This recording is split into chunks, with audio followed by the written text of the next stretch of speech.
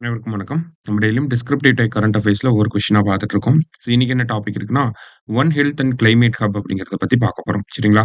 So சமீபத்தில பார்த்தீங்கன்னா, கேரளால நிப்பா வைரஸ் இந்த மாரி டிசீஸ் அவுட் பிரேக் அப்படிங்கிறது அதிகமா இருந்துட்டு தான் இருக்கு. ஸோ அத ரிலேட் பண்ணி தான் நம்ம இந்த ஒன் ஹெல்த் அண்ட் கிளைமேட் ஹப்ப பத்தி பார்க்க போறோம். சரிங்களா? ஸோ இந்த one health and climate hub அப்படிங்கிறத டிசம்பர் 2024ல தமிழ்நாடு கவர்ன்மெண்ட் வந்து நோட்டிஃபை பண்ணியிருந்தாங்க. சரிங்களா? ஸோ இந்த one health and climate hub அப்படின்னா என்ன? அப்படின்னு சொல்லி பார்த்தீங்கன்னா, அதுக்கு நம்ம WHOட டெஃபினிஷன வந்து பார்க்கணும். ஒன் ஹெல்த் அப்ரோச் அப்படிங்கிற ஒரு கான்செப்ட் இருக்கு. இந்த ஒன் ஹெல்த் அப்ரோச் அப்படிங்கிற கான்செப்ட்ட பத்தி டிஎன்பிஎஸ்சில இதுவரைக்கும் கொஸ்டின் வரல. மேபி வரதுக்கு நெறைய வாய்ப்புகளும் இருக்கு. ஸ் ஸோ ஒன் ஹெல்த் அப்ரோச்னா என்ன அப்படின்னு பார்த்தீங்கன்னா, நமக்கு அ என்விரான்மென்ட்டோட ஃபர்ஸ்ட் வந்து ஹியூமனோட ஹெல்த், அடுத்தது அனிமல்ஸோட ஹெல்த், அடுத்தது என்விரான்மென்ட்டோட ஹெல்த். ஓகேங்களா? இது எல்லாத்தையுமே இன்டகிரேட்டடா மேனேஜ் பண்ணி அ இருக்கக்கூடிய ஒரு அப்ரோச் தான் என்னன்னு சொல்றாங்கன்னா, நமக்கு ஒன் ஹெல்த் அப்ரோச் அப்படின்னு சொல்லி சொல்றாங்க. ஓகேங்களா? இங்க என்ன குடுத்துருக்காங்க அப்படின்னா, "an integrated and unifying framework that aims to balance and optimise the health of people, animal and ecosystem. Integrated approach to balance the health of people, animal and ecosystem." இதுதான் வந்து நமக்கு டெஃபினிஷன். சரியா? ஒன் ஹெல்த் அப்படின்னா அதுதான் definition.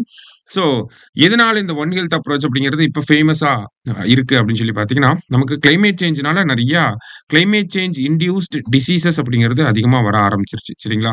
So அந்த மாதிரியான காரணங்கள்னால, அதே மாரி ஜூனோடிக் டிசீசஸோட ஸ்ப்ரெட் அப்படிங்கிறது அதிகமாயிட்டே இருக்கு. எக்ஸாம்பிள்க்கு COVID-19, நிப்பா வைரஸ் இந்த மாதிரியான வைரஸஸ்லாம். ஸோ இந்த மாதிரியான காரணங்கள்னால, நம்ப ஹியூமனோட ஹெல்த்த மட்டும் ஃபோக்கஸ் பண்ணா பத்தாது. அனிமல் ஹெல்த்தையும் ஃபோக்கஸ் பண்ணணும். என்விரான்மென்ட் ஹெல்த்தையும் ஃபோக்கஸ் பண்றப்ப, நமக்கு கிளைமேட் சேஞ்ச்னால வரக்கூடிய அ டிசீசஸையும் கம்மி பண்ண முடியும். அனிமல்ஸ்லருந்து ஸ்ப்ரெட் ஆகக்கூடிய ஜூனோடிக் டிசீசஸையும் கம்மி பண்ண முடியும் அப்படிங்கிறது தான் இதோட பேசிக் ஐடியாலஜி. சரிங்களா? அதனால தான் இந்த ஒன் ஹெல்த் அப்ரோச் அப்படிங்கிறத WHO ப்ரமோட் பண்றாங்க. அத பேஸ் பண்ணி தமிழ்நாடு என்ன பண்ணியிருக்காங்க அப்படின்னா, one health and climate hub அப்படிங்கிற ஒரு ஒரு அமைப்ப வந்து உருவாக்கியிருக்காங்க. எதுக்காக தமிழ்நாட்டுல இந்த ஒன் ஹெல்த் அப்ரோச் தேவைப்படுது? அடுத்தது அதுதான் நம்ம பார்க்க போறோம். நீட் எதுக்காக அப்படின்னா, தமிழ்நாடு கிளைமேட் சேஞ்ச்னால அதிகமா பாதிக்கப்படக்கூடிய ஒரு மாநிலமா இருக்கு. அதே மாரி தமிழ்நாடு ஜூனோடிக் டிசீஸ் ஜூனோடிக் டிசீசஸ்னாலயுமே அதிகமா பாதிக்கப்படக்கூடிய ஒரு மாநிலமாக தான் இருக்கு. சரிங்களா? Zoonotic diseases, vector borne diseases, climate அந்தந்த இப்போ அதிகமா மழை பெஞ்சதுன்னா, நம்ம மலேரியா, டெங்கு மாதிரியான பாதிப்புகள ஃபேஸ் பண்றோம். ஹீட் வேவ்ஸ் இந்த மாதிரியான விஷயங்கள்லாம் கிளைமேட் சேஞ்ச்னால நமக்கு ஏற்படுது.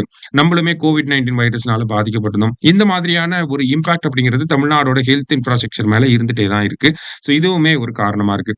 அண்ட் தென் பார்த்தீங்கன்னா, இந்த மாதிரியான டிசீசஸ்ல பாதிக்கப்படக்கூடிய ஆட்கள் யாருன்னா, ட்ரைபல் பீப்பிள்ஸா இருக்காங்க. கோஸ்டல் பீப்பிள், வல்னரபிள் கம்யூனிட்டீஸ் தான் வந்து அதிகமா பாதிக்கப்படுறாங்க. ஸோ அவங்கள நம்ம நல்லா பார்த்துக்கணும் அப்படிங்கிற ஒரு தேவையும் இருக்கு. அதே மாரி ஆன்டி மைக்ரோபியல் ரெசிஸ்டன்ஸ். ஓகேங்களா? மைக்ரோப்ஸ்லாம் என்ன ஆகுதுன்னா, நம்ம அதிகமா மாத்திரையெல்லாம் சாப்பிட்டு, சாப்பிட்டு என்ன ஆகுதுன்னா, இப்ப மைக்ரோப்ஸ் எல்லாமே அந்த மாத்திரைகளுக்கு எதிரான ஒரு ரெசிஸ்டன்ஸ கிரியேட் பண்ணி வச்சிருக்கு. அதனால நம்ம என்ன மாத்திரை சாப்பிட்டாலுமே உடனே நமக்கு காய்ச்சல்லாம் சரியாக மாட்டேங்குது. இதுதான் என்னன்னு சொல்றாங்கன்னா, ஆன்டி மைக்ரோபியல் ரெசிஸ்டன்ஸ் அப்படின்னு சொல்லி சொல்றாங்க. ஸோ இந்த மாதிரியான விஷயங்கள அட்ரஸ் பண்றதுக்காகவும் நமக்கு தேவைப்படுது. அடுத்ததா பார்த்தீங்கன்னா, alliance with national programme on climate change and human health. So national level பாலிசியோட அலைன் ஆகி வர்றதாகவுமே இந்த ஒன் ஹெல்த் அப்ரோச் அப்படிங்கிறது இருக்க தான் செய்யுது. ஸோ இந்த மாதிரியான தேவைகளுக்காக தான் நமக்கு இந்த one health and climate hub அப்படிங்கிறத தமிழ்நாடு கவர்ன்மெண்ட் வந்து ஃபார்ம் பண்ணியிருக்காங்க. ஸோ இப்ப என்ன பார்க்க போறோம் அப்படின்னா, இதோட கோர் ஃபங்ஷன்ஸ் என்னலாம் பண்ண போறாங்க அப்படிங்கிறத பார்க்க போறோம்.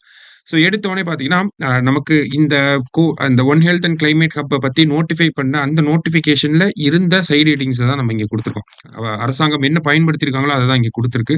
ஸோ நமக்கு ஆன்ஸர் கீழயும் இதே மாரியான சைட் ஹெட்டிங்ஸ் தான் குடுப்பாங்க. அதனால இத நல்லா ஞாபகம் வச்சுக்கோங்க. சரியா? ஃபர்ஸ்ட் என்ன பண்றாங்கன்னா, டெவலப்பிங் இன்டகிரேட்டட் ஸ்ட்ராட்டஜிஸ் அப்படின்னு சொல்லி குடுத்துருக்காங்க. ஸோ ஒரு ஒரு ஒருங்கிணைந்த உத்திகள வந்து உருவாக்கணும். அதுதான் முதல்ல. எதுக்காக அந்த உத்திகள் அப்படின்னு சொல்லி பார்த்தீங்கன்னா, நமக்கு கிளைமேட் சேஞ்ச்னால ஏற்படக்கூடிய ஹெல்த் ரிலேட்டட் இம்பாக்ட்ஸ் அப்படிங்கிறது அதிகமா இருக்கு. ஹீட் ஸ்ட்ரோக் இருக்கு. பிரெக்னன்ட் விமன்க்கு வந்து இம்பாக்ட் ஏற்படுது. கன்ஸ்ட்ரக்ஷன் வொர்க்கர்ஸ் வந்து பாதிக்கப்படுறாங்க. ஸோ இந்த மாதிரி நெறைய விஷயங்கள் வந்து இருக்கு. ஓகேவா?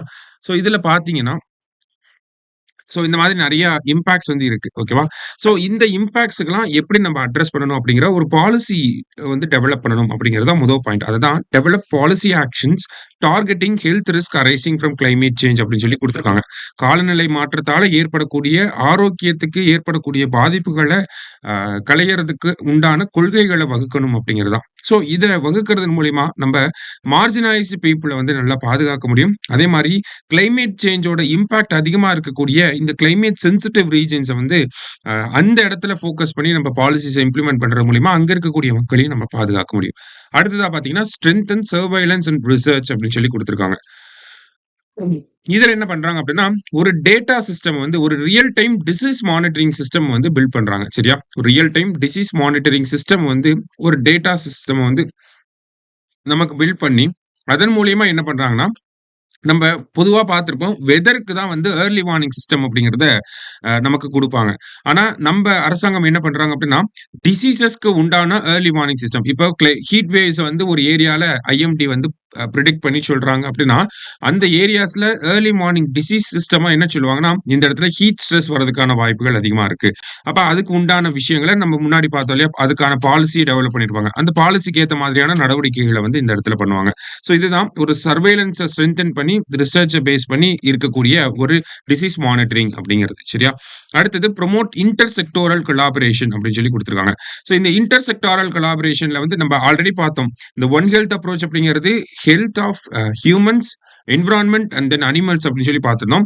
அப்ப இந்தந்த டிபார்ட்மெண்ட்ஸையும் நம்ப ஐ மீன் இன்டகிரேட் பண்ணி ஒரு அப்ரோச்ச கொண்டு வந்தா தான் இந்த ஒரு பிளான் அப்படிங்கிறது சக்சஸ்ஃபுல்லா இருக்கும்.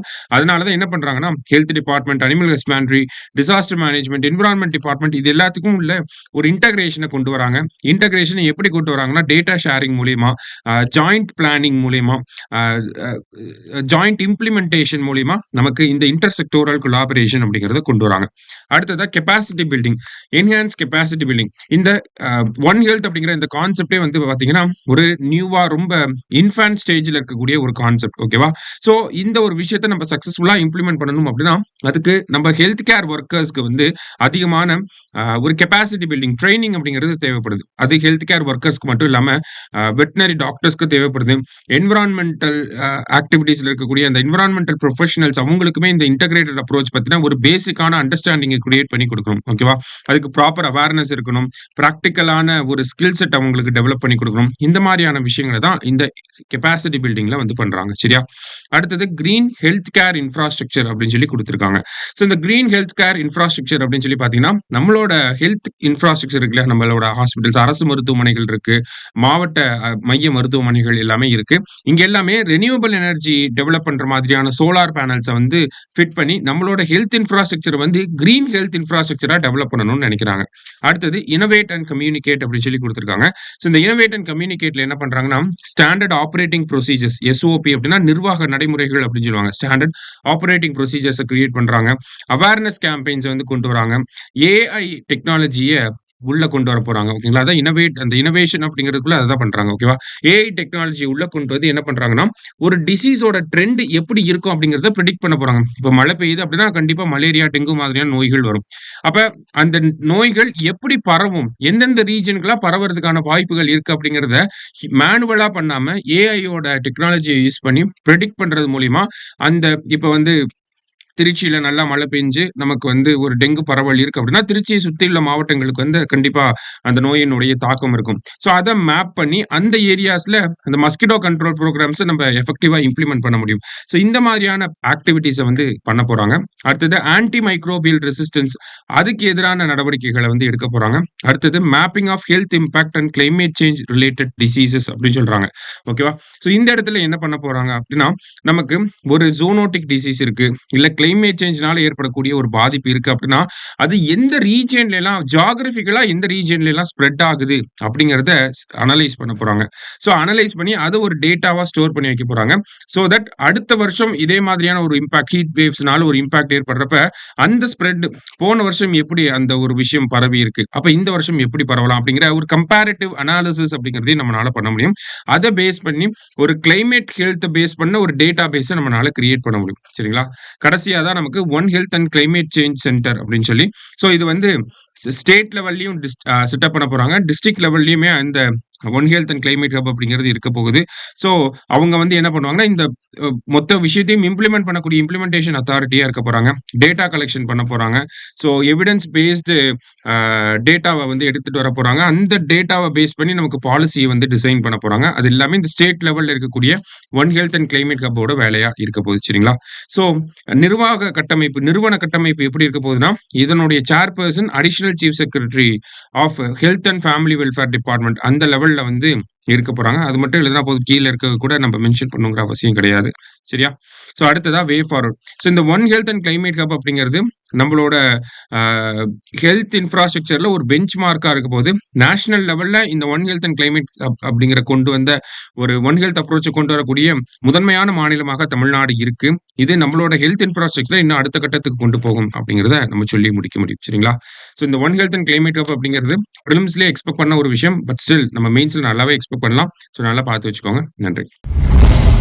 சுரேஷ் IAS அகாடமி வெற்றியின் முகவரி.